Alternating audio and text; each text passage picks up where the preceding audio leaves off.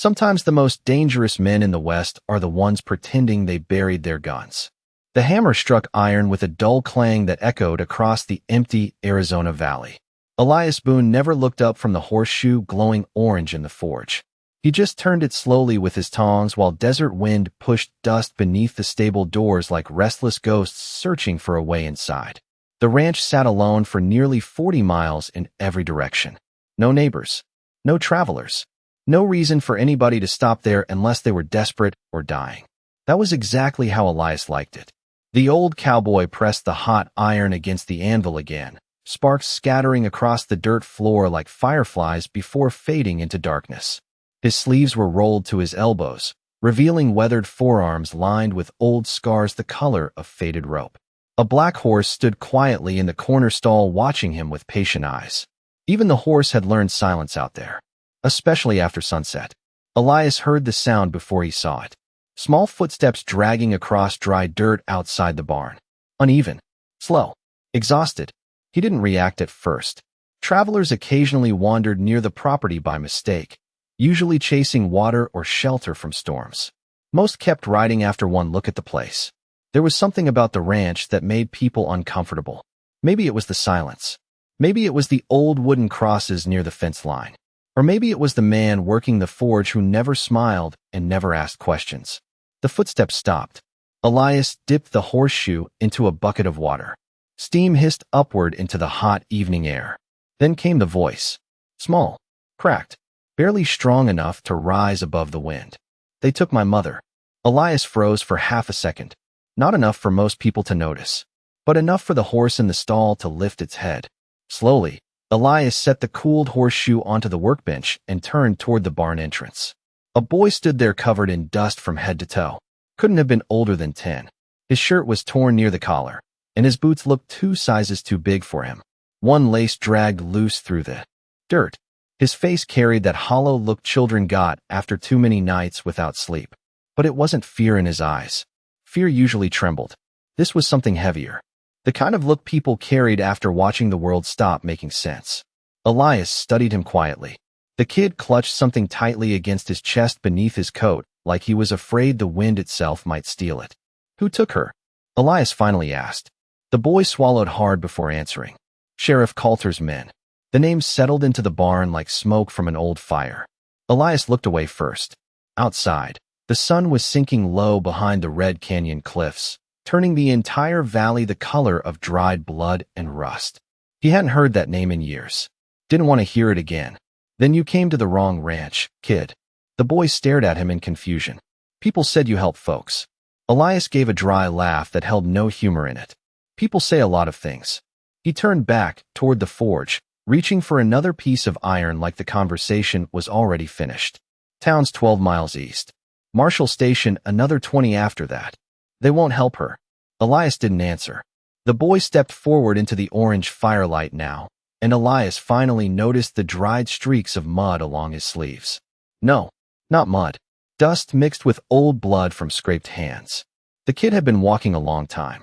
My ma told me to find Elias Boone. That made the hammer stop in midair. The silence afterward felt enormous. Even the wind outside seemed to pause. Slowly, Elias lowered the hammer onto the workbench without striking the iron. Who told you that name? The boy blinked. My mother. How does she know me? I don't know. The answer came honest and fast. She just said if anybody in Arizona could stop Coulter, it was you. Elias stared at the forge fire dancing across the barn walls. Shadows moved over his face, making him look older than he was. More tired. The black horse shifted uneasily in its stall. Somewhere far out in the desert, thunder rolled beneath the evening sky. Summer storms were building in the mountains again. Your mother made a mistake. The boy's shoulders sagged a little at those words, but he didn't leave. Most kids would have cried by then. This one just stood there fighting exhaustion with sheer stubbornness. Elias respected that more than he wanted to admit. Finally, the boy reached beneath his coat and pulled out what he'd been protecting. A silver necklace hanging from a worn leather cord. Turquoise stone wrapped carefully in old Apache beadwork. The moment Elias saw it, something cold moved through his chest. The fire popped loudly behind him. For the first time since the boy arrived, Elias Boone looked genuinely shaken.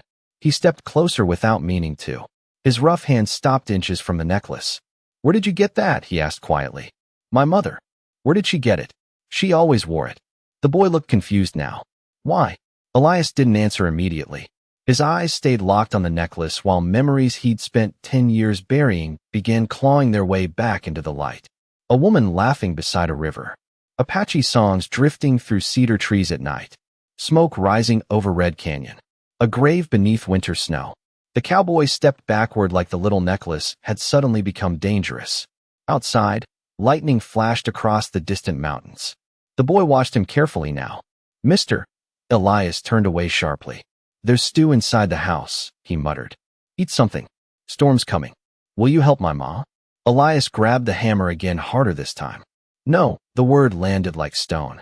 But even as he said it, his eyes drifted once more toward the turquoise necklace trembling in the boy's dirty hands. And somewhere deep beneath 10 years of silence, regret, and dust, something old had just woken up. Rain arrived after midnight, like gravel thrown against the roof.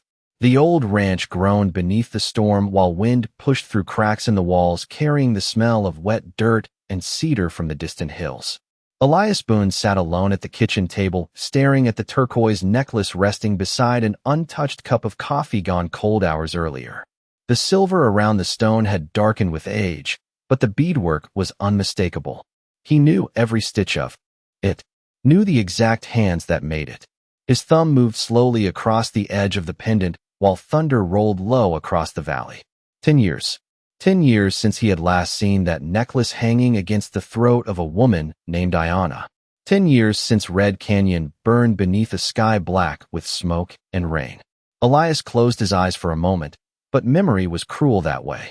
Once it found a crack, it spread everywhere.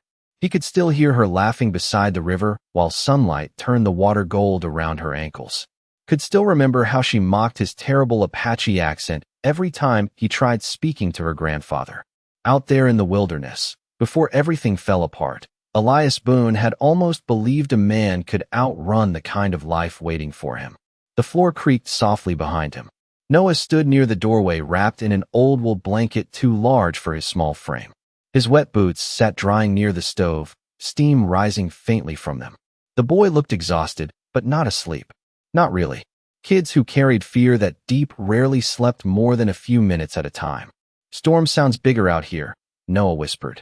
Elias opened his eyes without turning around. Storms sound bigger where nothing blocks them. Noah stepped farther into the kitchen, glancing toward the necklace on the table. "You knew my ma." It was not a question. Elias leaned back slowly in his chair. The lantern light painted hard shadows across his weathered face. "No," he said after a pause. "I knew the woman who owned this before her." Noah frowned slightly. "My mother said it belonged to somebody important." Elias almost laughed at that. Important.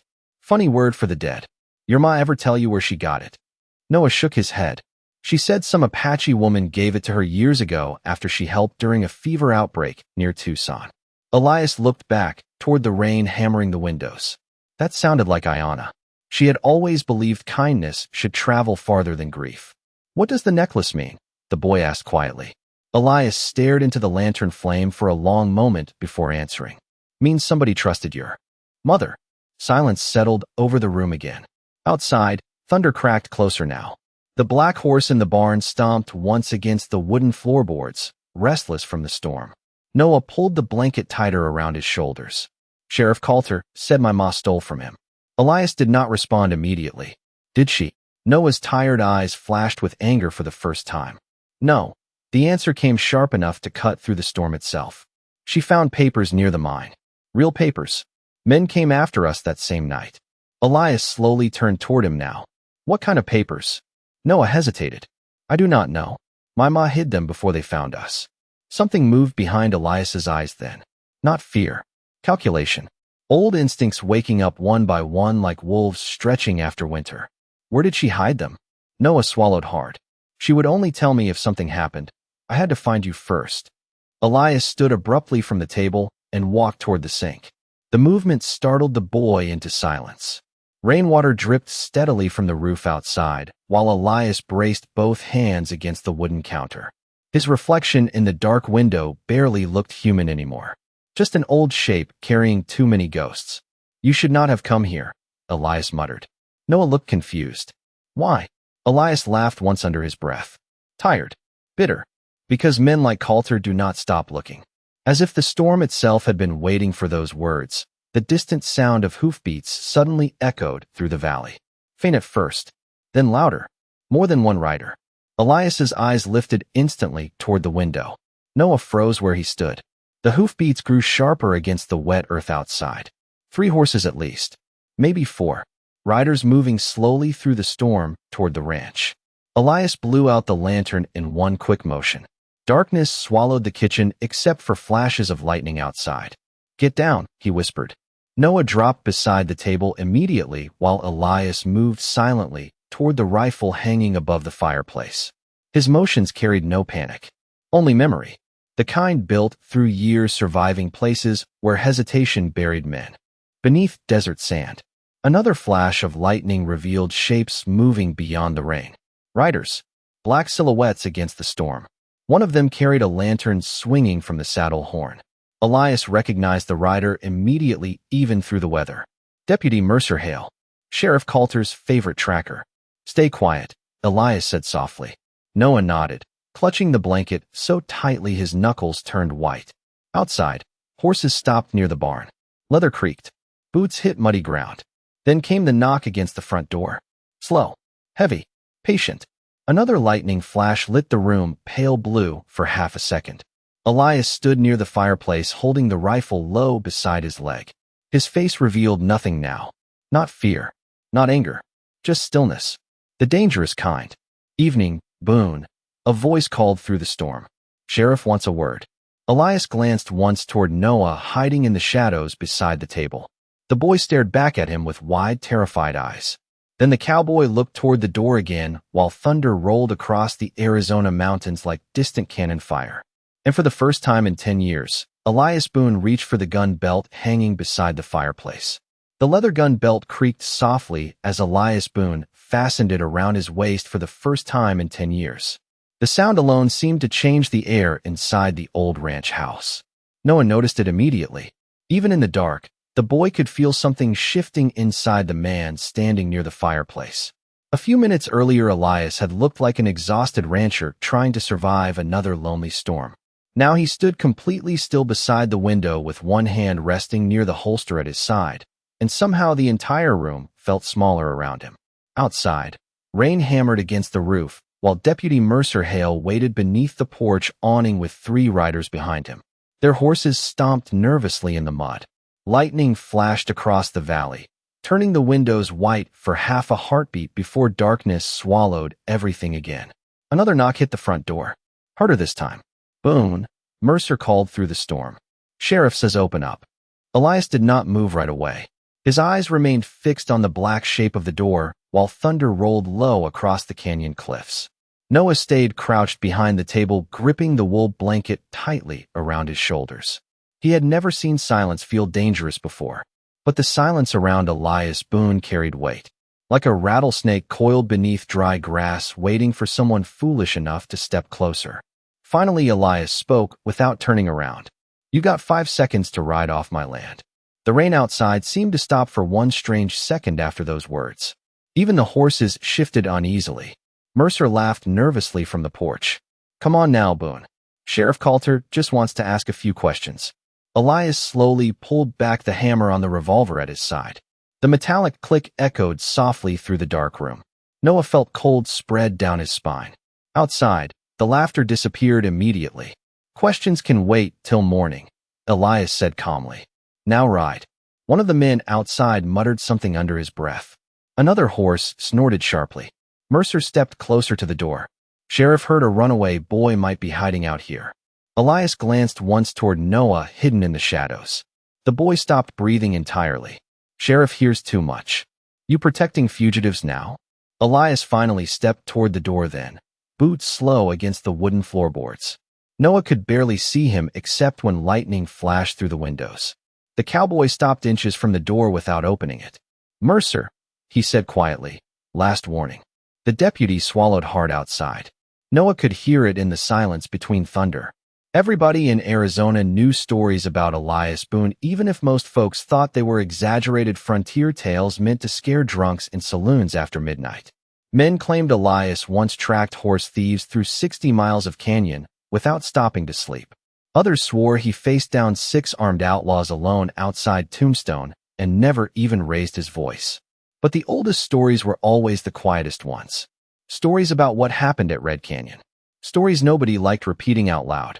Another flash of lightning lit the porch. Through the cracks beside the window, Noah caught his first clear look at Deputy Mercer Hale. Tall, thin mustache, nervous eyes darting constantly toward the darkness around the ranch. The deputy looked less like a lawman tonight, and more like somebody realizing he had knocked on the wrong door. "Sheriff says the woman gets transferred by sunrise," Mercer finally said. "That means the boy goes too."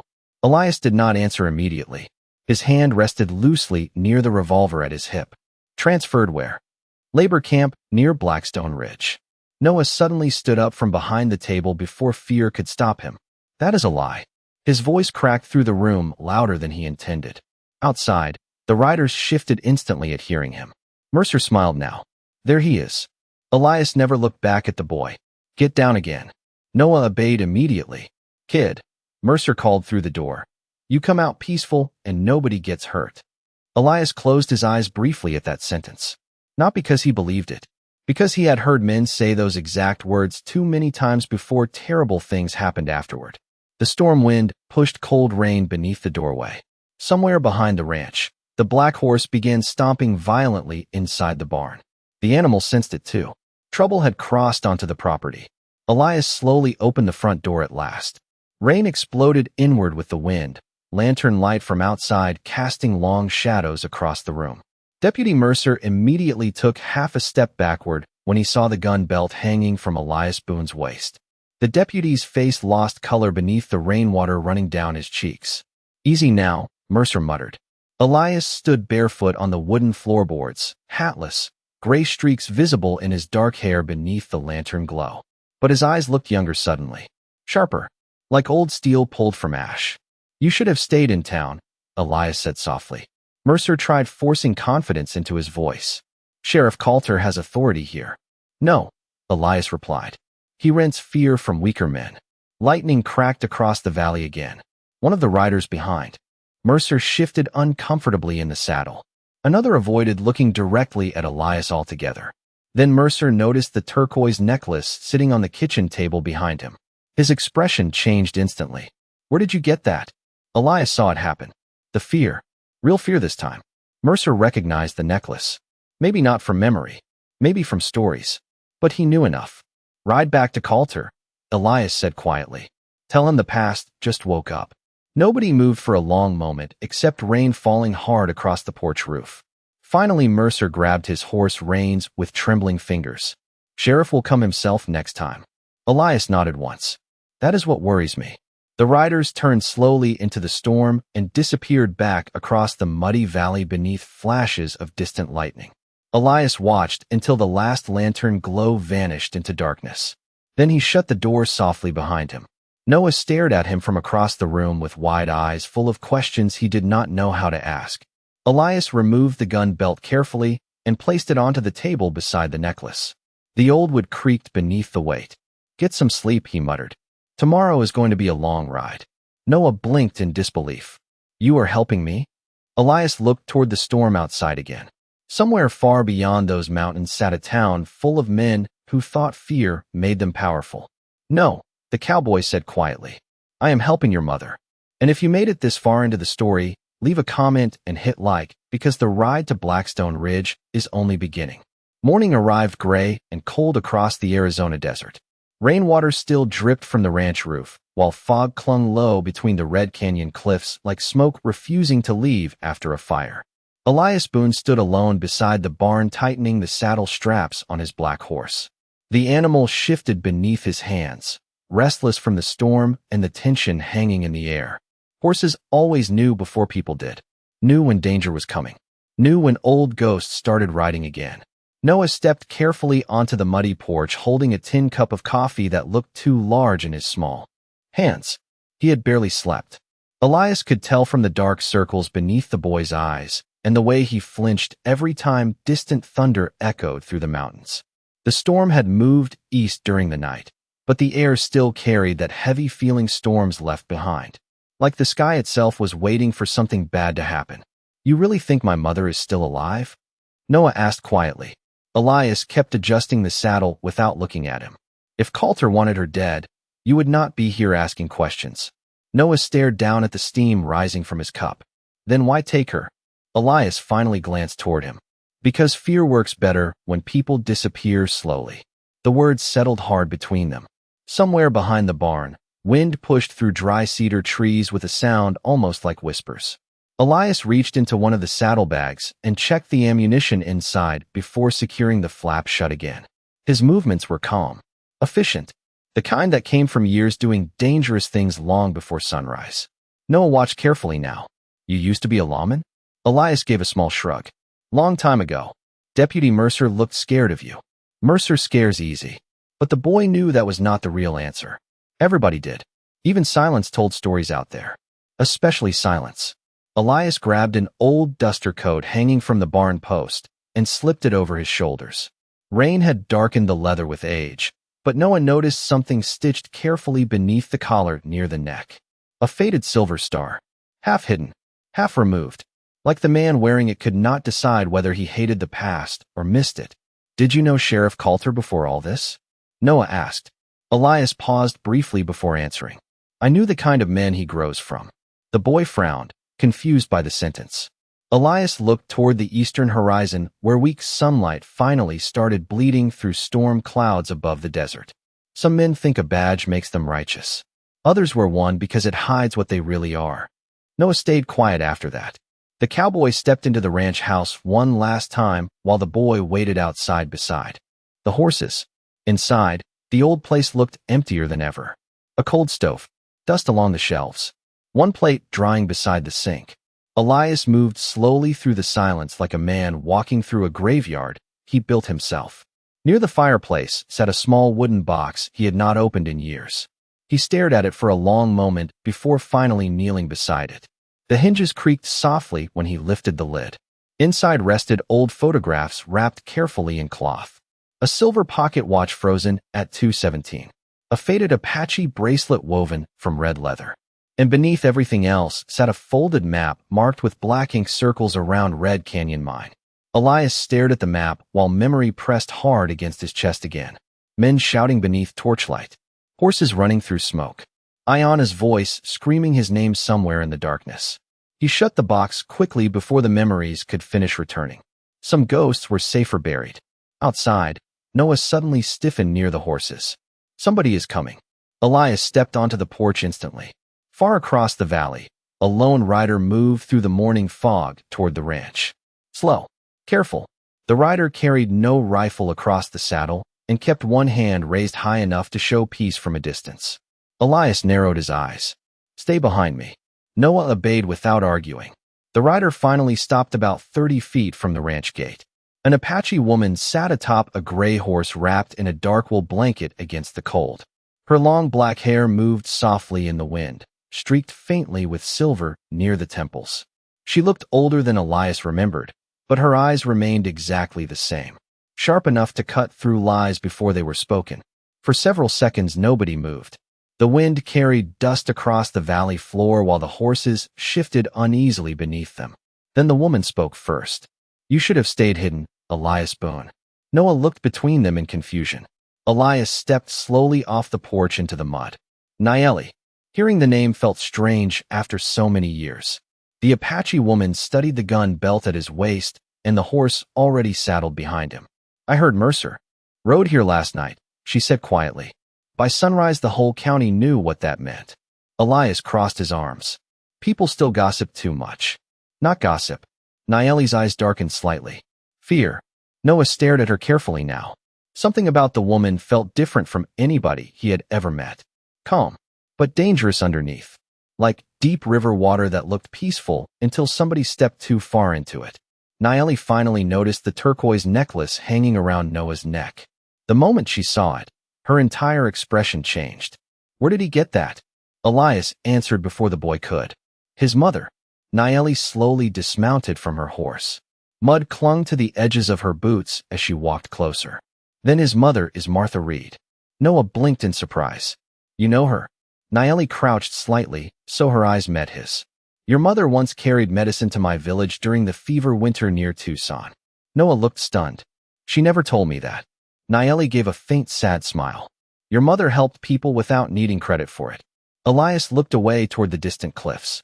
That sounded familiar too. Too familiar. Nayeli stood again and turned toward him.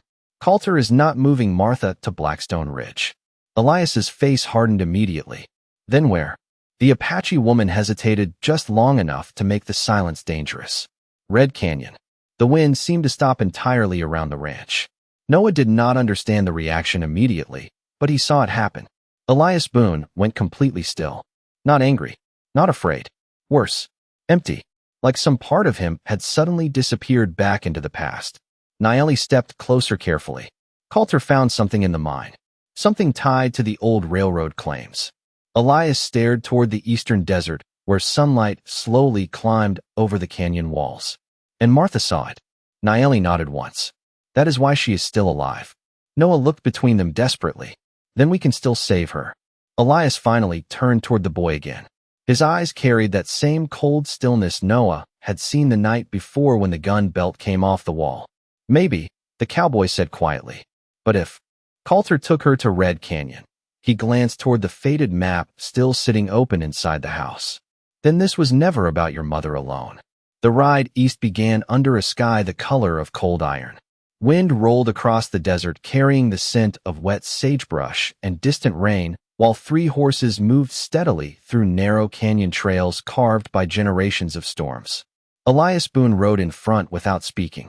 Noah followed behind on an old chestnut mare that moved carefully over loose rock and mud. Nayeli stayed farther back, watching the horizon more than the trail itself. The Apache woman rode like somebody who trusted silence more than conversation. Nobody questioned it.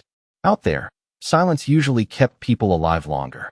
The farther they traveled from the ranch, the rougher the land became. Red cliffs rose higher around them now, cutting sunlight into thin strips across the canyon floor. Ravens circled overhead, riding the wind currents between the rocks. Noah kept glancing toward Elias every few minutes, studying the old cowboy carefully whenever he thought nobody noticed. But Elias noticed everything. Always had. You have not been back there since the fire, have you? Nayeli finally asked from behind him. Elias kept his eyes ahead. No reason to. Now there is. The cowboy gave no answer.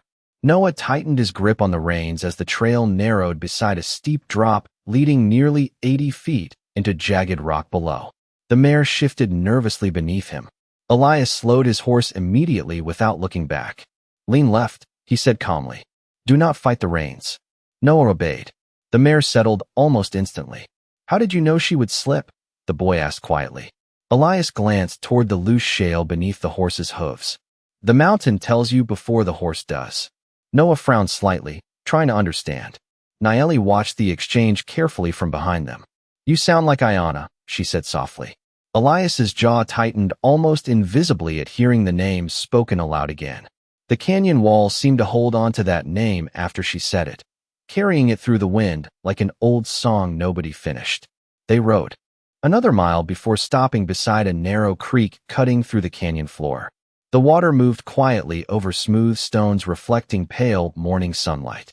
Elias dismounted first and crouched near the edge, studying fresh tracks pressed into the mud beside the creek. Boot prints. Wagon wheels. For horses at least. Maybe more. Nayeli joined him silently. Coulter's men? She asked. Elias touched one of the tracks lightly with 2 fingers. Less than 12 hours old. Noah slid carefully off the mare and approached them. So we are close. Elias stood slowly. Close enough to start being careful. The boy looked confused by that answer. But before he could ask another question, Elias suddenly grabbed Noah by the shoulder and pulled him backward just as a rifle shot cracked through the canyon. The sound echoed violently between the cliffs. Noah stumbled into the dirt, breathing hard, while horses jerked nervously against their reins. Dust drifted from a nearby rock where the bullet struck moments earlier. Silence followed. Heavy. Waiting. Elias drew his revolver instantly, but his expression stayed calm. Too calm. Like this part felt familiar to him. Stay down, he muttered. Another shot never came. Instead, a voice echoed from somewhere above the canyon ridge. Still fast for an old man. Elias looked upward slowly toward the cliffs. A rider appeared at the top ridge line, mounted on a pale horse. Tall hat. Long rifle resting across the saddle. Noah could not see the man clearly because sunlight behind him turned the rider into little more than a dark shape against the sky. But Elias recognized him immediately. Silas Red. The rider tipped his hat slightly. Been a long time, Boone. Nayeli's expression darkened beside the creek. I thought he left Arizona. So did I, Elias replied quietly. Silas guided his horse carefully down the ridge trail until he reached the canyon floor near them. Noah noticed the silver deputy badge pinned beneath the man's coat. But unlike Mercer's badge, this one looked old and scratched almost beyond recognition. Sheriff Coulter paying extra these days? Elias asked. Silas gave a tired smile. Enough to keep old horses fed. He glanced toward Noah, then toward the turquoise necklace hanging beneath the boy's shirt collar. Something changed in his face at seeing it. Not fear exactly. Regret. Kid should not be here, Silas muttered. Neither should you, Nayeli answered sharply. Silas ignored her. His eyes stayed on Elias. Coulter knows you are coming. Elias holstered the revolver slowly. Then he should not have much trouble finding me. This is different. Silas removed his hat briefly, exposing gray hair flattened from the ride. You remember what happened at Red Canyon. You know the kind of men gathering there again. Noah looked between them nervously. What happened at Red Canyon? Nobody answered him immediately. Wind moved softly through the canyon, carrying the distant cry of ravens overhead. Finally, Silas sighed heavily. 20 years ago, railroad men found silver beneath Apache land. They wanted it bad enough to burn half the territory grabbing it. Noah stared at Elias. You were there? Elias's face hardened like stone. Too many people were. Silas nodded slowly. A lot of graves came out of that canyon. Nayeli stepped closer now, her eyes sharp with warning. Get to the point, Silas. The old deputy looked back toward the eastern cliffs uneasily. Coulter found old railroad records inside the mine 2 months ago. Land deeds. Payment ledgers. Names. Elias narrowed his eyes. And Martha Reed found them too. Exactly. Noah swallowed hard. Then my mother can prove what Coulter is hiding. Silas looked at the boy sadly. That is why she is dangerous. The creek water continued flowing softly around the rocks while nobody spoke for several seconds. Finally, Elias stepped closer to Silas. Why warn us? The deputy gave a humorless laugh. Because I was there 20 years ago too. His voice lowered slightly after that. And I am tired of burying decent people so cowards can get rich. Elias studied the old lawman carefully. Somewhere far above them, thunder rolled again beyond the mountains, though the sky overhead remained clear. Another storm was coming. Silas reached into his saddlebag and pulled out a folded paper map before handing it toward Elias. Coulter moved your woman to the old processing camp north of Red Canyon Mine. Elias unfolded the map slowly. A black X marked a narrow ridge trail leading into the mountains. There are guards watching the main road. Silas continued quietly. But this trail cuts behind the canyon walls. Nayeli frowned slightly. That trail collapsed years ago. Most of it. Silas glanced toward Elias. But your friend here knows the hidden pass. Noah looked confused again. What hidden pass? Silas gave Elias one long, unreadable look before answering.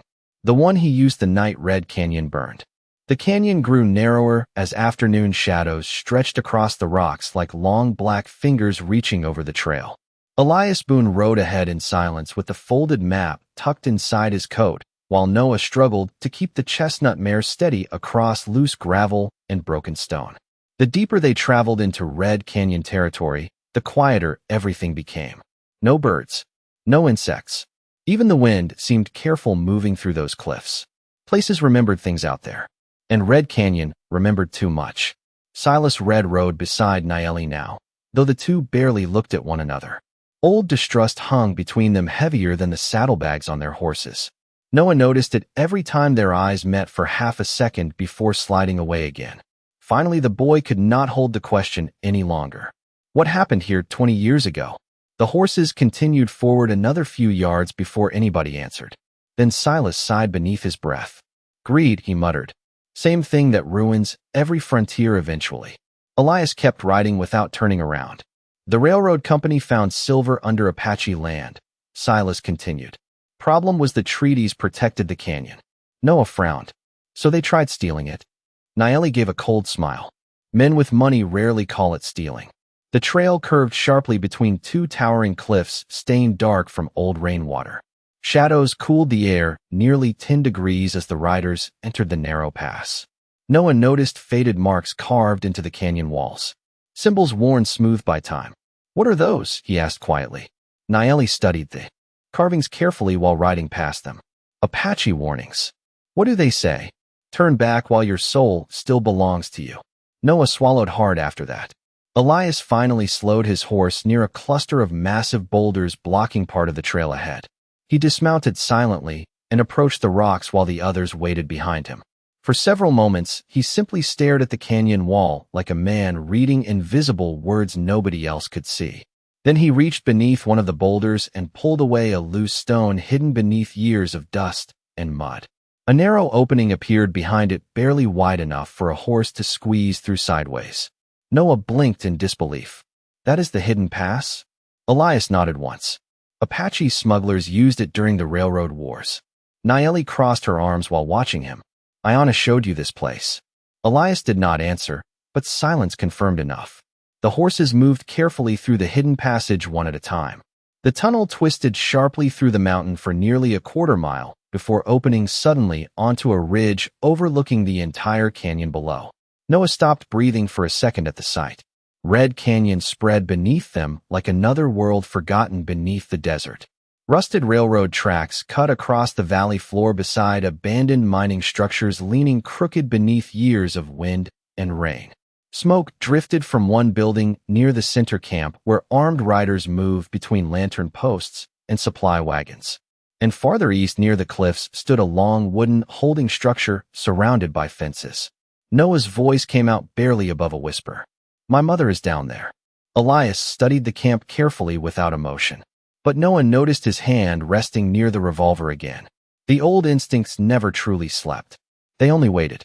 Silas removed a pair of field glasses from his saddlebag and handed them toward Elias. Coulter doubled guards after Mercer rode back last night. Elias lifted the glasses toward his eyes. How many? 15, maybe 20. Naeli shook her head slowly. More than that. She pointed toward the far ridge where sunlight reflected briefly off. Hidden rifle barrels tucked between rocks. He has spotters watching every canyon entrance. Noah's stomach tightened. Then how do we get her out? Elias lowered the field glasses slowly. We do not ride through the front gate. The boy looked toward the holding structure again. What if they move her before nightfall? Elias stared at the camp quietly for several long seconds before answering. They will not. How do you know? The cowboy's expression darkened slightly. Because Coulter wants witnesses. Wind moved softly along the ridge, carrying the faint smell of coal smoke and wet timber from the camp below. Somewhere deep inside the canyon, a metal hammer struck iron with a dull, echoing clang. Noah suddenly noticed another structure farther beyond the camp near the cliffs. Half collapsed, blackened by age. What building is that? Nobody answered immediately. Then Silas finally spoke under his breath. That used to be the processing hall. Elias looked away instantly after hearing those words. Naeli noticed. You still blame yourself. Elias gave a tired laugh with no humor in it. Blame is easier than memory. Noah looked between them confused again. For what? Naeli stepped beside the boy near the cliff edge. Her dark eyes remained fixed on the burned structure below. 20 years ago, families hid inside that building while railroad men tried forcing Apache tribes off the land. The wind lifted strands of silver through her hair. A fire started during the panic. Noah slowly turned toward Elias. You were there. Elias remained completely still beside the horses. I was supposed to stop it. Silence settled over the ridge after that. Heavy. The kind silence carried only by people who survived things they never truly escaped afterward. Then suddenly Noah stiffened. Wait. He pointed toward the camp below. A wagon had just entered through the eastern gate, escorted by 4 riders. 2 prisoners sat inside wearing rough canvas hoods over their heads. Elias grabbed the field glasses instantly. His jaw tightened the moment he focused on the second prisoner. A turquoise necklace glinted briefly beneath the hooded woman's collar before disappearing again. Noah saw the change in Elias immediately. That is her. Elias nodded once without lowering the glasses. Coulter moved her early. Silas cursed quietly beneath his breath. That means he knows somebody warned us. Naeli's eyes narrowed sharply toward the ridges surrounding the camp. Then we are running out of time. Down below, the wagon stopped near the burned processing hall while armed guards surrounded the prisoners. Sheriff Coulter himself stepped from the largest building nearby, adjusting his gloves calmly as he approached the wagon. Even from this distance, Noah could feel something cold about the man. Something empty. Elias lowered the field glasses slowly. The wind pushed dust across the ridge around his boots while thunder rolled faintly beyond the western mountains again. Another storm was coming. Tonight, Elias said quietly. We end this tonight. And if you are still riding through this story with us all the way into Red Canyon, thank you for being here. Night settled over Red Canyon slowly, swallowing the last traces of daylight beneath layers of cold desert wind and drifting clouds. Lanterns flickered across the mining camp below like scattered embers in the darkness, while armed riders moved between buildings wrapped in heavy coats against the dropping temperature. Somewhere near the old railroad tracks, a generator groaned unevenly beside stacks of supply crates and rusted equipment left from another lifetime. Elias Boone crouched near the ridge edge, studying the camp through the field glasses again, while Noah sat quietly beside the horses trying to stay calm. The boy kept staring toward the holding structure where his mother had disappeared earlier that afternoon. Every few minutes he opened his mouth like he wanted to ask something, then stopped himself before the words came out. Fear did that sometimes. It made people quieter than they wanted to be. Naeli knelt beside a small fire hidden carefully between rocks where the glow could not be seen from below. She heated black coffee in a dented tin pot, while Silas Red cleaned dust from the barrel of his rifle using an old cloth torn nearly white from years of use. The deputy looked older in firelight, tired too, like carrying the Red Canyon memories had worn holes through parts of him nobody else could see. Guards change every hour. Silas muttered finally without looking up. Main gate has 6 men, another 4 near the holding fence. Elias lowered the field glasses slowly. And Coulter? Inside the foreman building most likely. Naeli handed Elias a cup of coffee. You still think he is waiting for something? Elias nodded once. Men like Coulter do not drag prisoners into old ghost towns without a reason. Noah looked toward him carefully. Maybe he wants the papers my mother found. No. Elias stared down at the camp below where shadows moved between lanterns and smoke. If that was all he wanted, she would already be gone. The words settled heavily over the ridge. Wind whispered through dry grass around them, carrying distant sounds from the camp below. Laughter near the bunkhouse. Boots crossing wooden porches. The hollow clang of metal against metal near the processing hall. Noah suddenly frowned. What papers are important enough for all this? Silas glanced uneasily toward Elias before answering. The railroad company paid lawmen to force Apache families off protected land. Noah blinked in surprise. You mean they broke the treaties? Naeli gave a bitter smile in the darkness. Treaties only matter when powerful men fear consequences. Elias remained silent for a moment before speaking quietly. The ledgers list names, payments, land transfers, every sheriff, judge, and businessman who got rich burying the truth. Noah looked back toward the camp with new understanding settling across his face. So if people see those papers, half the territory burns, Silas finished grimly. A long silence followed after that. Fire crackled softly between the rocks while clouds drifted slowly across the moon overhead. Elias pulled the folded map from his coat again and spread it carefully across the ground. Lantern light from below flickered faintly against the paper, revealing old tunnels marked beneath the mine structures. There is another way inside, he muttered. Naeli leaned closer, studying the map. The drainage tunnels. Elias nodded. Used during flash floods years ago. Silas frowned immediately. Most collapsed after the fire. Not all of them. Elias pointed toward a narrow passage leading beneath the holding structures. This tunnel exits behind the processing hall. Noah stared at the map nervously. You are going underneath the camp? Elias folded the paper again calmly. You are staying here. No. The answer came faster and stronger than anybody expected. Noah stood immediately beside the fire, fists clenched tightly at his sides. That is my mother down there. Elias looked up at him slowly. And walking into that camp gets you killed. You said she is still alive, which means we keep it that way. Noah's breathing sharpened with frustration. You do not understand. Elias stood up then. Tall. Quiet. The firelight caught old scars across his hands while wind tugged softly at the edges of his coat. Kid, he said calmly.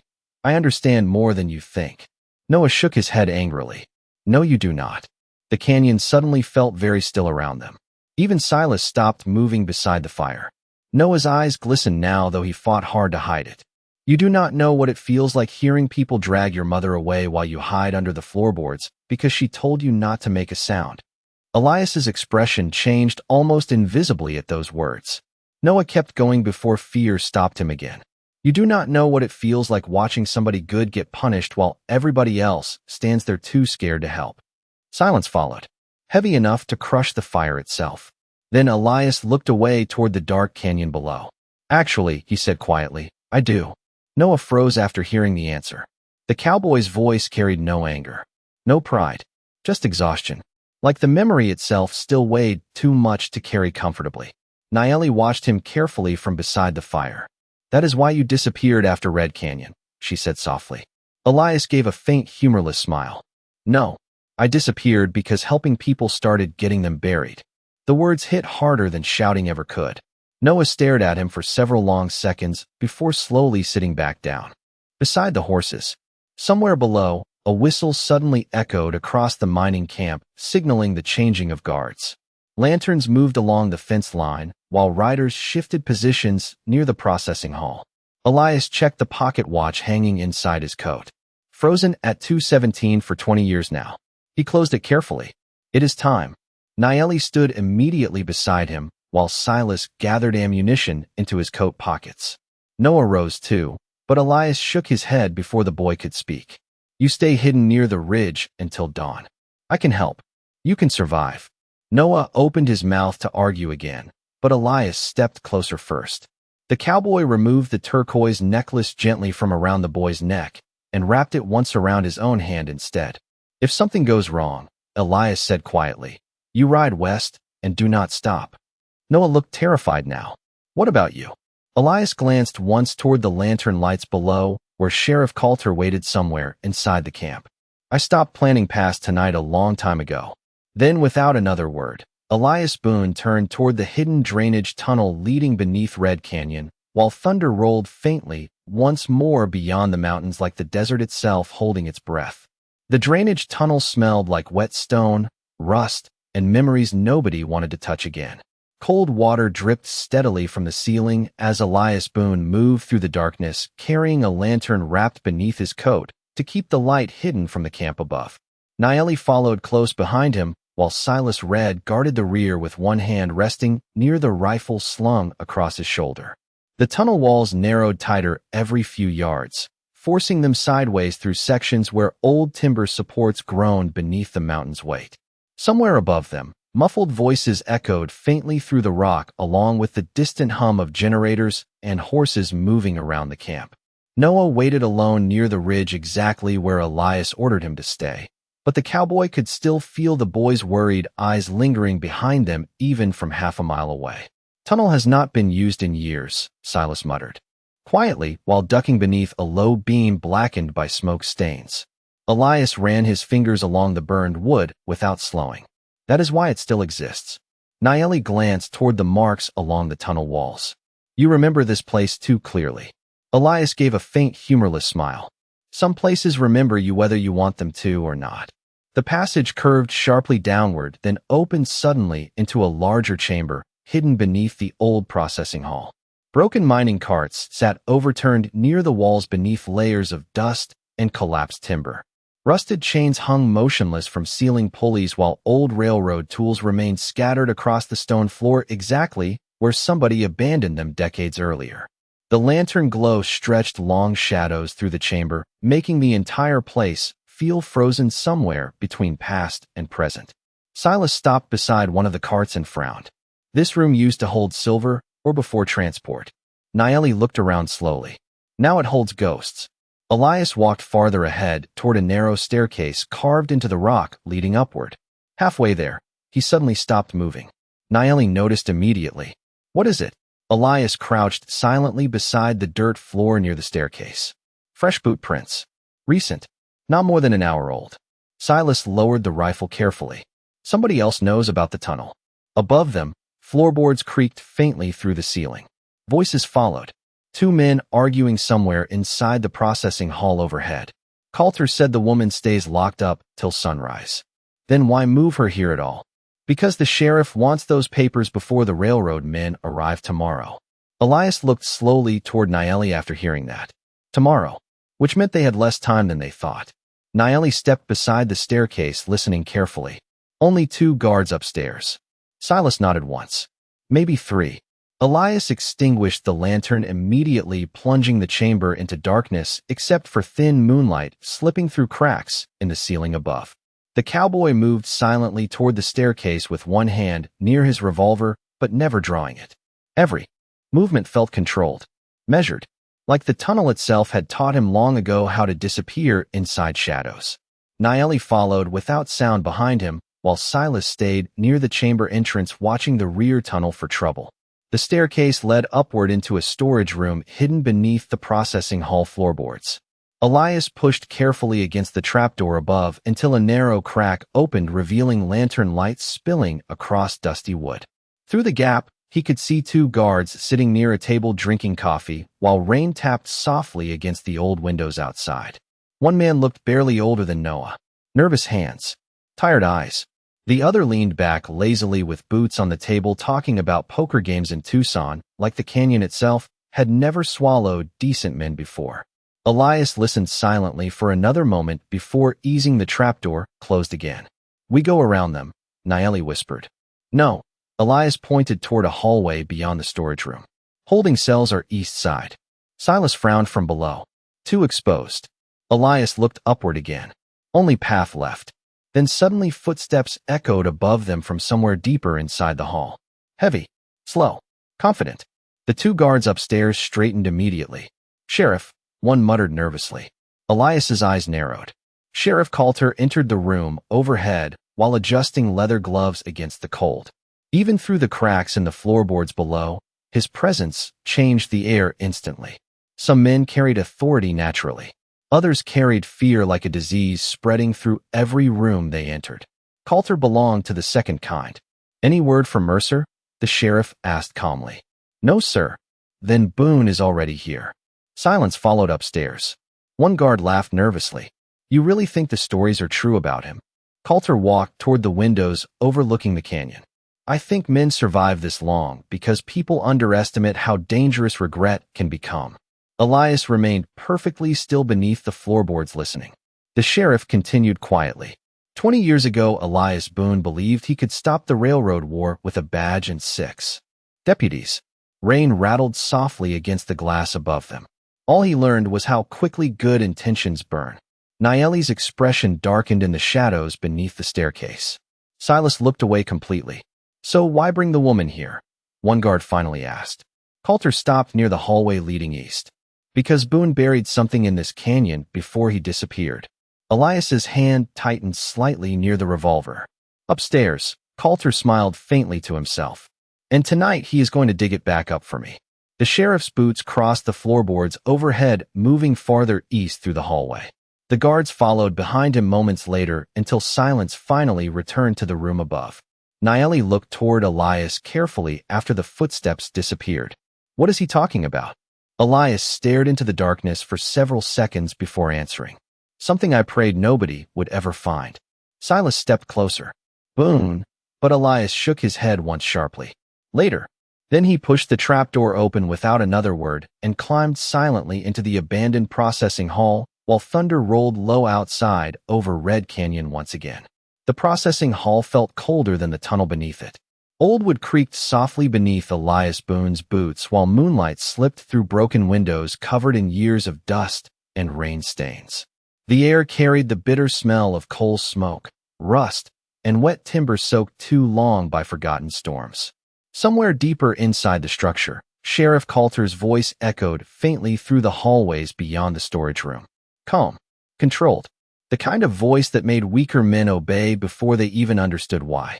Elias moved carefully between stacks of abandoned crates, while Naeli followed several feet behind him without making a sound. Silas stayed near the trapdoor below, keeping watch toward the tunnel entrance. The old deputy looked uneasy now, more uneasy than before, because everybody in Red Canyon knew one truth about the past. When buried secrets finally surfaced, nobody escaped clean. Elias stopped near a cracked doorway leading into the eastern wing of the hall. Through the opening he could see a narrow corridor lined with old lantern hooks and collapsed support beams blackened from the fire 20 years earlier. The walls still carried smoke scars stretching toward the ceiling like dark fingers frozen in time. Naeli stepped beside him quietly. "You buried something here." Elias stared into the hallway without blinking. "I buried a lot of things here." Before Naeli could answer, voices drifted toward them from farther down the corridor. Elias motioned silently toward the shadows beside the doorway, just as two guards crossed through the hall carrying lanterns and talking in low voices. "Sheriff says the woman still refuses to talk." "Then why keep her alive?" "Because Boone is coming." The second guard laughed nervously beneath his breath. "Still hard believing those old stories. You ever seen Coulter nervous before tonight?" Silence followed after that.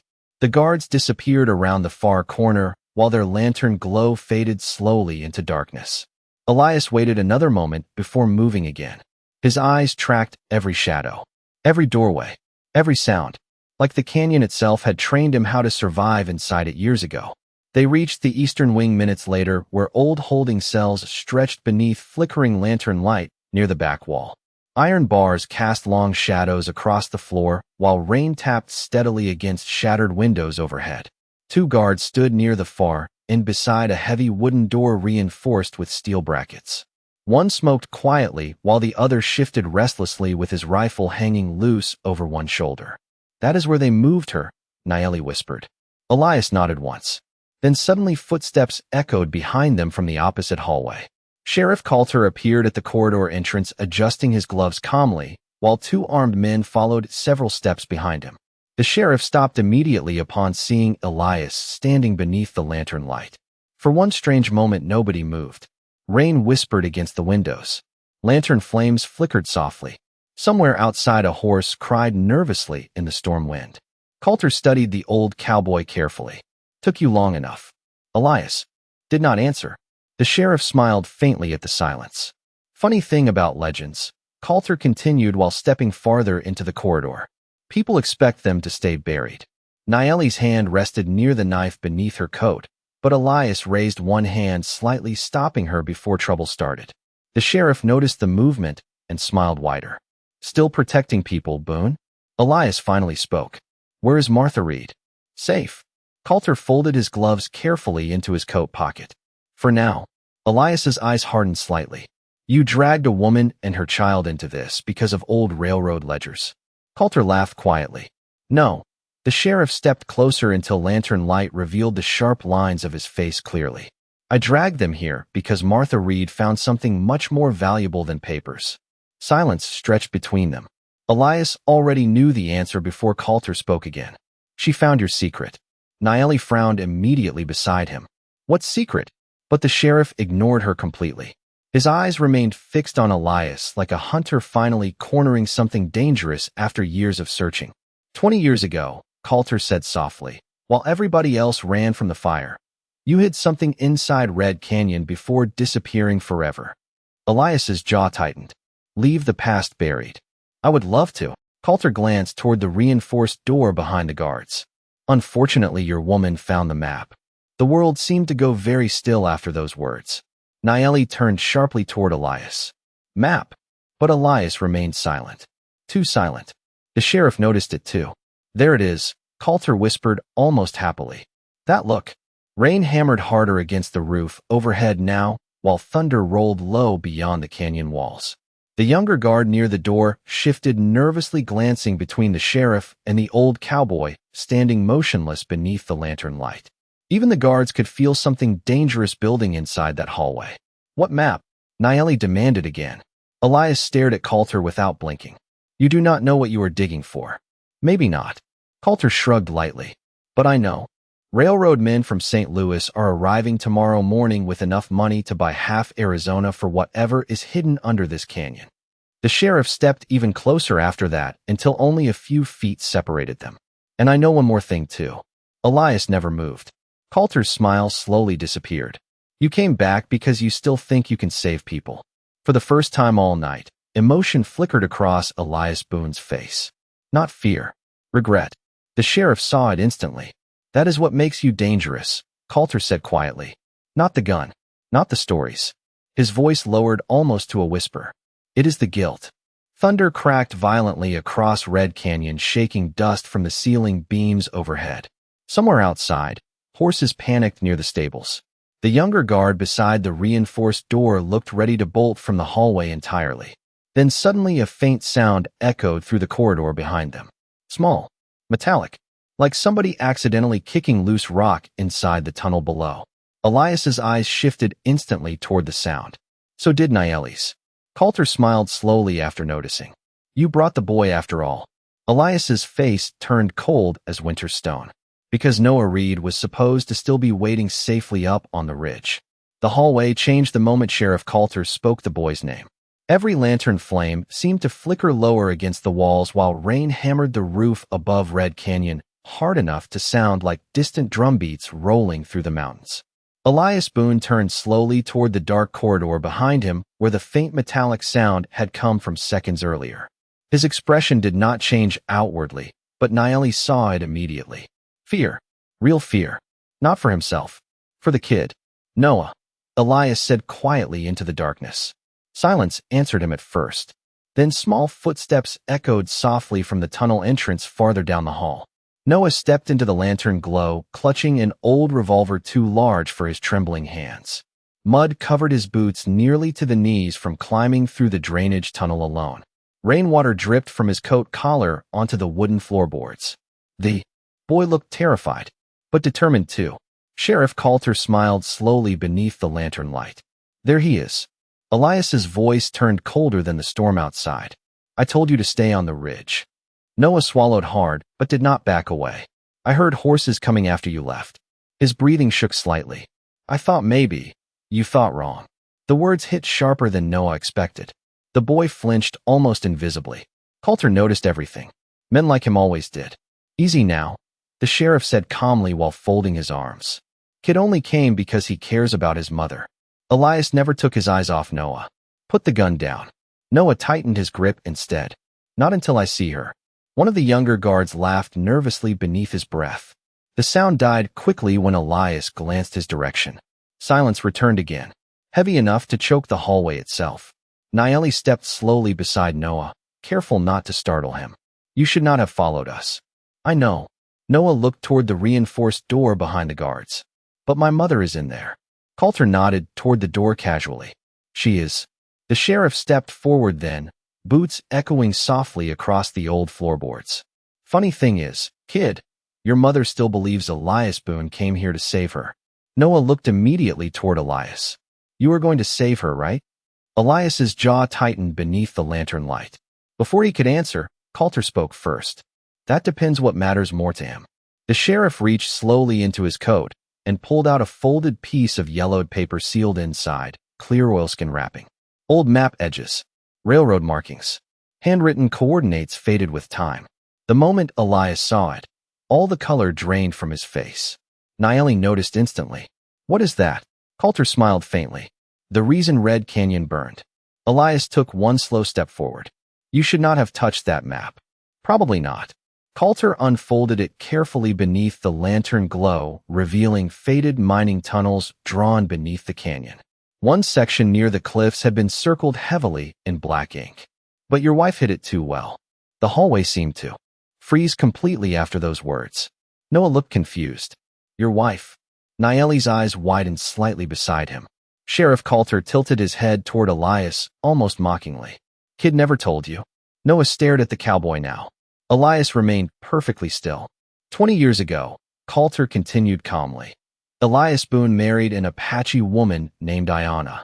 Railroad men blamed her people for hiding silver claims beneath treaty land. Naeli's expression darkened with sudden understanding. The fire. Coulter nodded slowly. The railroad company wanted proof of where the richest silver vein ran beneath Red Canyon. Ayanna stole the map before they could force it out of her tribe. Rain pounded harder against the roof overhead, while thunder cracked somewhere beyond the cliffs. Noah looked between them desperately. What happened to her? Nobody answered immediately. Then Elias finally spoke. She died protecting this canyon from men exactly like him. Coulter smiled faintly. And before she died, she gave Boone the map. Noah stared toward the oilskin paper, trembling slightly in the sheriff's hand. So why not destroy it? Elias looked away toward the rain streaking down the broken windows. Because some truths should stay buried. Not truths worth millions of dollars, Coulter replied quietly. The sheriff folded the map again before slipping it back inside his coat. Tomorrow railroad investors arrive from St. Louis. They already know somebody uncovered the original claim records. Nayeli crossed her arms tightly. And you plan selling the canyon? Coulter's smile widened slightly. I plan finally getting paid for surviving it. Noah suddenly stepped forward, gripping the revolver with both hands now. Let my mother go. The sheriff actually laughed softly at that. Not cruelly. Worse. Like the request itself amused him. Kid, Coulter said calmly. Your mother walked into something bigger than both of us. She did nothing wrong. Exactly. The sheriff's expression cooled after that. Good people always end up standing in front of ugly truths. Elias slowly moved closer to Noah then. Give me the gun. Noah hesitated before finally handing over the revolver with shaking fingers. Elias unloaded the bullets immediately before setting the weapon gently on the floor beside the wall. You should have listened to me, he muttered quietly. Noah's voice cracked slightly. I was scared. For the first time all night, something softened in Elias Boone's face. Just for a second. So was I. The hallway fell silent again except for rain and distant thunder rolling through Red Canyon outside. Then suddenly a woman's voice echoed weakly from behind the reinforced door. Noah. The boy spun instantly toward the sound. Ma. His voice broke completely now. Sheriff Coulter sighed beneath his breath. Seems she heard us talking. Noah rushed toward the door before anybody could stop him, pounding both hands against the wood. Ma, I am here. A muffled cry answered from the other side, followed by hurried movement inside the room. Elias stepped forward immediately after him, while Nayeli watched the guards carefully. Open the door, Elias said quietly. Coulter shook his head once. Not yet. The cowboy's eyes darkened instantly. You brought me here. I am here. Open it. The sheriff studied him silently for a few long seconds. Then he glanced toward the storm outside beyond the shattered windows. You know what I think, Boone? Elias said nothing. Coulter stepped closer until only a few feet separated them beneath the lantern light. I think the real reason you disappeared after Red Canyon was because deep down, the sheriff's voice lowered almost to a whisper. You never stopped blaming yourself for her death. Elias's hand tightened slowly beside the revolver at his hip. And for the first time that night, everybody in the hallway realized just how thin the line between grief and fury truly was. Rainwater slipped through holes in the processing hall roof and tapped steadily across the warped wooden floorboards while nobody in the corridor dared move first. Sheriff Coulter stood beneath the lantern glow watching Elias Boone carefully now, no longer smiling the way he had moments earlier. Something changed after Martha Reed's voice echoed through the reinforced door. The game suddenly felt real again. Noah remained beside the door breathing, hard with one hand pressed against the cold wood as if he could somehow reach his mother through it. Ma, are you hurt? He called softly. A weak voice answered from inside. Noah, you should not be here. The boy shut his eyes tightly at hearing her alive. For one brief second, he looked like a child again instead of somebody forced to grow older too fast. Elias watched him quietly before turning back toward Coulter. You proved she is alive, the cowboy said calmly. Now open the door. Coulter folded his arms slowly. And then what? Elias took one step forward. Then this ends. Thunder rolled across Red Canyon hard enough to shake dust loose from the ceiling beams overhead. One lantern flickered wildly near the hallway entrance before steadying again. The younger guard standing near the reinforced door looked nervous enough to collapse where he stood. Even Silas Red, still hidden near the tunnel staircase behind them, kept his hand near the rifle like he expected the canyon itself to explode before sunrise. Coulter glanced toward Noah beside the door. Your mother ever tell you why this canyon matters? Noah shook his head slowly without taking his hand off the wood. She only said people were lying about the railroad claims. Lying. Coulter laughed softly beneath his breath. Kid, the entire West was built on lies. Elias's eyes narrowed instantly. Careful. The sheriff ignored him completely. Men in St. Louis needed silver. Politicians needed railroads. Lawmen needed jobs. Everybody took their piece. He looked toward the burned hallway walls around them. And Red Canyon paid the price. Nayeli stepped closer into the lantern light now, her expression sharp as winter stone. Apache families paid the price. Coulter shrugged lightly. History does not remember poor people. No, Elias said quietly. Men like you just hope it does not. Silence settled heavily through the corridor again. Rain hammered the broken windows harder now while cold wind pushed through cracks in the walls carrying the smell of wet cedar and desert dust. Somewhere outside, a horse screamed nervously near the stables. Then suddenly Martha's voice echoed from behind the door again. Elias. The cowboy froze completely. Noah looked back toward him in surprise. Nayeli's eyes softened slightly for the first time all night. Behind the door, Martha continued weakly. I knew you would come. Elias stared at the wood in silence for several long seconds before answering. You should not have involved your son. I did not. Her voice trembled faintly through the door. He came because he is stubborn. Noah almost smiled through the fear at hearing that. Coulter looked between them with growing impatience. Touching reunion. Then the sheriff reached into his coat again and removed a second folded document wrapped carefully in oilskin. Different from the map. Thicker. Official looking. You know what this is, Boone? Elias recognized the railroad seal immediately. His face darkened. Land transfer records, Coulter said calmly. Signed by judges, marshals, governors. He looked directly toward Nayeli. And one Texas Ranger named Elias Boone. Noah slowly turned toward the cowboy. What? The sheriff unfolded the papers beneath the lantern light, revealing signatures faded with age. 20 years ago, Boone worked security for the railroad company before he switched sides. Nayeli stared at Elias in shock. You never told me that. Elias's voice remained low and steady. Because it does not matter anymore. It matters to the dead, Coulter replied sharply. The sheriff stepped closer after that until rain blowing through the windows spotted both their coats with cold water. You helped map Apache territory before the railroad expansion. Noah looked completely lost now. You worked for the people who burned the canyon? Elias shut his eyes briefly. Just once.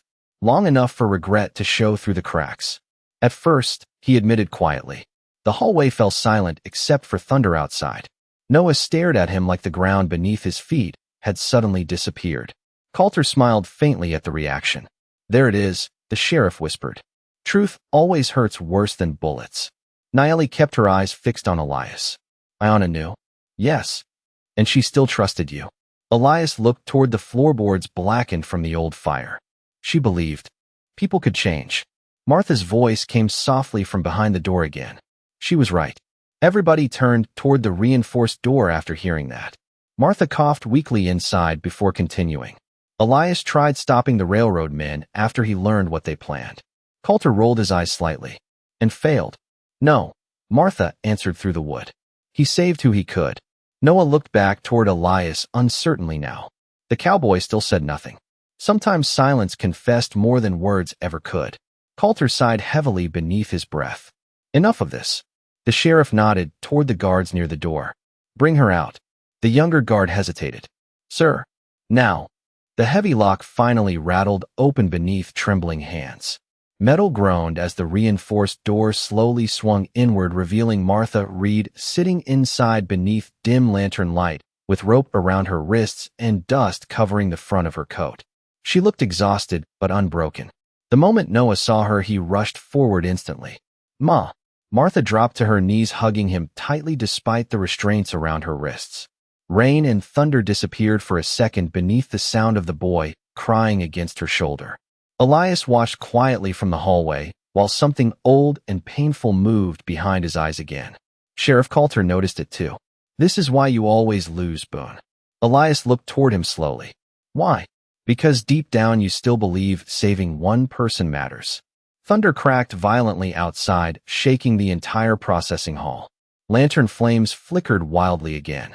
Then suddenly the building lights died completely. Darkness swallowed the corridor at once while shouting erupted somewhere outside across the camp.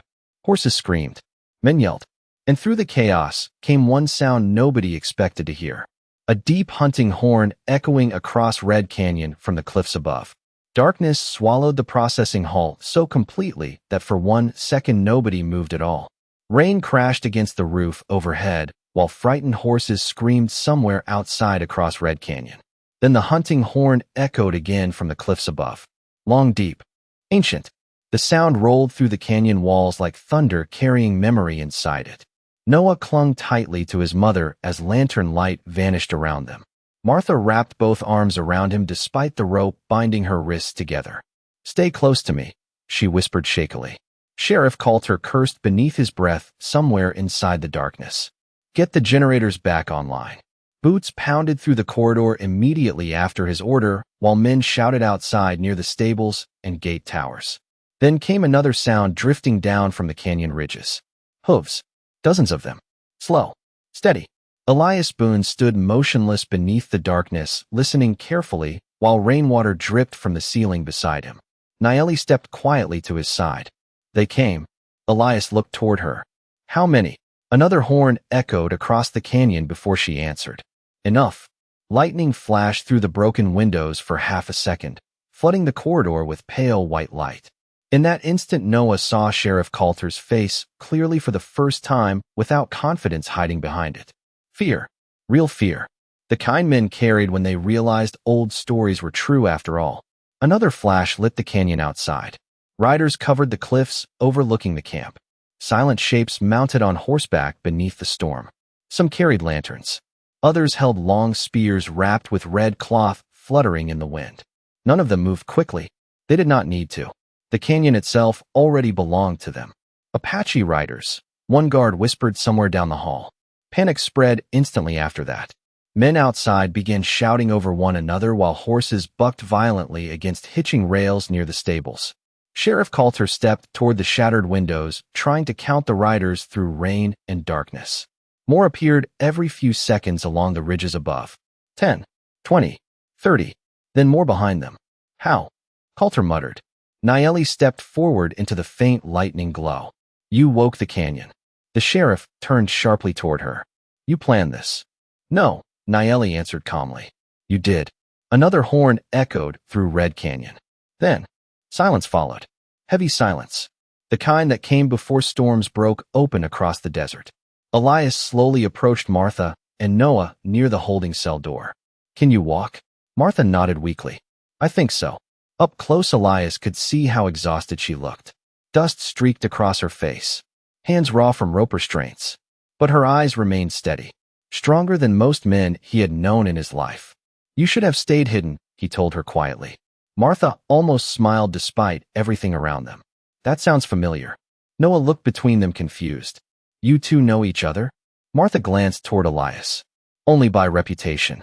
The cowboy untied the rope around her wrists carefully while thunder rolled again across the canyon overhead. "You carried medicine to Apache villages during the fever winters," Elias said softly. "Ayanna told me." Martha's expression changed instantly at hearing the name. "Your wife." Elias nodded once. "She said you were one of the few settlers who treated her people like human beings." Martha rubbed feeling back into her wrist slowly. "Your wife saved my life once near Tucson." Noah blinked in surprise. "You never told me that." Martha looked down at him gently. "Some debts are too important to talk about carelessly." Across the corridor, Sheriff Coulter watched the reunion with growing frustration while guards rushed nervously around him, trying to relight lanterns and restore power. But every few seconds, another hunting horn echoed from the ridges, shaking their confidence apart piece by piece. "You think those riders came for justice?" Coulter suddenly snapped toward Elias. "They came for revenge." Elias looked back at him calmly. "There is a difference. Not out here." The sheriff reached slowly toward the revolver at his side. Instantly, every movement in the corridor stopped. Silas Red emerged silently from the shadows near the staircase with his rifle already raised. Nayeli's hand tightened around the knife beneath her coat.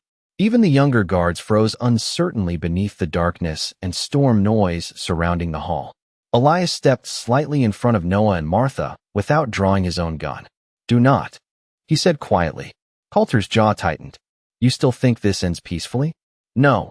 Elias glanced toward the windows where lightning revealed hundreds more riders lining the canyon ridges now. I think it ends honestly. Another long silence settled over the hall. Then suddenly one of the guards near the windows shouted nervously. Sheriff. Coulter turned sharply. Outside, Apache riders had begun descending slowly from the ridges into the camp below. Not charging, not yelling, just riding forward through the rain in complete silence, carrying lanterns and tribal markings glowing softly beneath the storm. Men around the camp started lowering rifles one by one without being told. Some stepped backward entirely. Because deep down, everybody knew the truth about Red Canyon. The railroad lies. The stolen land. The families buried beneath greed and smoke. And now the canyon itself seemed ready to remember. Sheriff Coulter stared out the broken window, breathing harder now. This place was supposed to stay forgotten. Elias moved beside him quietly. That is the problem with buried things. Coulter looked toward the old cowboy again. You think exposing the truth changes anything? Rainwater rolled slowly down the sheriff's face from the leaking roof overhead. Railroad men will still come tomorrow. Politicians will still protect themselves. Rich men will still buy whatever they want. Elias looked toward Noah, standing beside his mother beneath the lantern shadows. Maybe. Then he glanced back toward the riders descending through the storm outside. But tonight, his voice lowered softly beneath the thunder. People finally stopped being afraid of you. The sheriff's face hardened again after hearing that. But before he could answer, a final hunting horn echoed through Red Canyon louder than all the others before it. Then every lantern outside the camp suddenly reignited at once beneath the storm, illuminating hundreds of silent riders surrounding the canyon floor in glowing gold light. Dawn arrived slowly over Red Canyon, like a wound finally closing after years left open beneath the desert sun. Rain clouds drifted east during the night, leaving the canyon washed clean.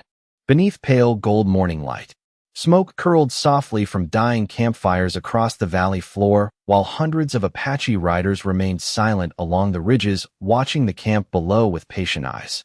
Nobody shouted anymore. Nobody reached for rifles.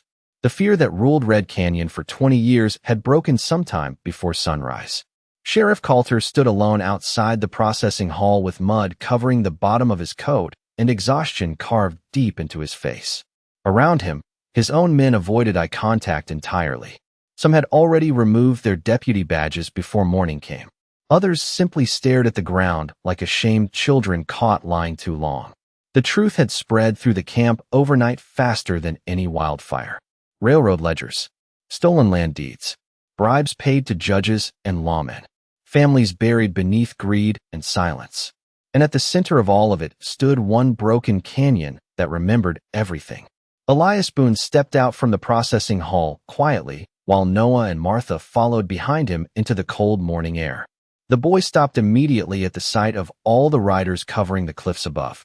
Hundreds of horses, hundreds of silent faces watching Red Canyon breathe again beneath the sunrise. Noah looked toward Nayeli standing beside her gray horse near the gate. They came for you? Nayeli shook her head softly. No. Her dark eyes drifted toward Elias. They came because some deaths survive longer than fear. Noah followed her gaze toward the old cowboy standing alone near the edge of camp. Elias looked smaller in daylight somehow. Older too. Like the storm and memories had finally worn him down completely overnight. Martha stepped beside him quietly. You should leave before the railroad men arrive. Elias gave a faint, tired smile. Probably. Martha studied his face carefully for a long moment before speaking again. You never told anybody what really happened here. Elias looked toward the burned processing hall behind them, where sunlight now touched the blackened beams for the first time in years. Nobody wanted the truth. That is not true. Noah suddenly stepped closer beside his mother. I did. Elias glanced down at the boy. Noah looked uncertain for a second before asking the question that had lived inside him since the first night at the ranch. Did you really work for the railroad men? The canyon seemed to grow quieter around them, waiting for the answer. Elias nodded once slowly. At first, Noah swallowed hard. Then why help us? Elias looked out across Red Canyon, where Apache riders sat motionless against the sunrise like guardians carved from stone and memory. Because somebody once gave me a second chance after I did not deserve one. Nayeli lowered her eyes slightly after hearing that. Martha stepped closer beside Noah. Ayana. Elias nodded again. The wind moved softly through the camp, carrying the smell of wet cedar and cold earth. Somewhere near the stables, a horse stamped quietly against the mud. Sheriff Coulter finally approached them then, though he looked nothing like the man from the night before. The arrogance had drained out of him completely. All that remained was exhaustion and the terrible realization that power disappeared fast once people stopped fearing it. Two former deputies stood several feet behind him, holding the railroad ledgers and land records wrapped carefully inside oilskin. The territorial marshal arrives by noon. Coulter muttered without meeting Elias's eyes. Silas already sent word during the night. Elias said nothing. Coulter glanced toward the Apache riders surrounding the canyon. I suppose this is the part where everybody waits for justice. No, Nayeli answered calmly. This is the part where everybody finally faces truth. The sheriff laughed bitterly beneath his breath. Truth does not change history. Martha looked directly at him. Maybe not, but it changes what people allow next. Coulter had no answer for that. He simply handed the oilskin documents toward Elias. The cowboy stared at the papers for several seconds before finally taking them. 20 years of blood, lies, guilt, and silence rested inside that bundle. Noah watched him carefully. What happens now? Elias looked down at the papers in his weathered hands. Then slowly, without another word, he turned and handed them to Martha instead. Everyone around him seemed surprised. Even Nayeli. These belong with somebody who still believes truth matters, Elias said quietly. Martha stared at him in shock. Elias, you found them, he interrupted softly. You finish it. The morning wind lifted dust across the canyon floor, while sunlight climbed higher along the cliffs. Somewhere overhead, ravens circled peacefully through the open sky. Noah suddenly stepped closer to Elias again. What about you? Elias looked toward the eastern horizon where endless desert stretched beyond Red Canyon, like another lifetime waiting to begin. I am tired, kid. Noah's eyes watered slightly. Will I ever see you again? The old cowboy thought about the question for a long moment before answering. Out here, he adjusted the saddle strap on his black horse slowly. Men like me are better remembered from far away. Noah looked down sadly at the ground. Then after a second, he pulled the turquoise necklace from beneath his shirt and held it toward Elias. This belongs to you. Elias stared at the necklace without moving. The silver glinted softly beneath the sunrise exactly the way it had 20 years earlier beside a river where Ayana once laughed at his terrible Apache accent. Some memories hurt because they were beautiful. Carefully, Elias closed Noah's small hand back around the necklace instead. No, he said quietly. It belongs to people who still know how to carry hope. Silence settled softly around them after that. Not heavy this time. Peaceful. The kind silence that came after storms finally passed. Elias Boone climbed onto his horse while Apache riders watched from the ridges above, and the people of Red Canyon stood quietly beneath the morning light. Nobody cheered. Nobody thanked him loudly. The old cowboy simply tipped his hat once toward Martha and Noah before turning the black horse toward the western trail leading out of the canyon. Noah watched him ride away until the dust swallowed him completely beyond the cliffs. Then the boy looked down at the turquoise necklace resting in his palm, while sunlight warmed the canyon for the first time in years.